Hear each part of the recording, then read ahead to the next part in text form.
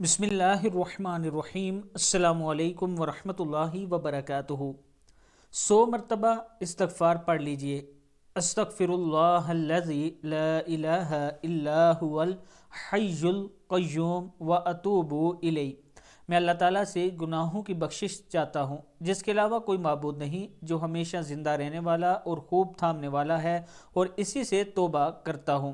حضرت عبداللہ بن عباس رضی اللہ تعالیٰ عنہ روایت کرتے ہیں کہ رسول اللہ صلی اللہ علیہ وآلہ وسلم نے ارشاد فرمایا، جو شخص پابندی سے استغفار کرتا رہتا ہے، اللہ تعالیٰ اس کے لیے ہر تنگی سے راستہ بنا دیتا ہے، ہر غم سے اسے نجات عطا فرماتا ہے، اور اسے ایسی جگہ سے روزی عطا فرماتا ہے جہاں سے اس کو گمان بھی نہیں ہوتا۔ ایک دوسری حدیث میں ہے کہ خوشخبری ہے اس شخص کے لیے جو اپنے اعمال نامے میں قیامت کے دن زیادہ استغفار پائے گا۔ یا اللہ اللہم اغفر لی عدد الشفع والوتر بھی پڑھ سکتے ہیں استغفار کی جگہ۔ اس ویڈیو کو آپ دوستوں نے آگے ضرور شیئر کرنا ہے۔ السلام علیکم ورحمۃ اللہ وبرکاتہ۔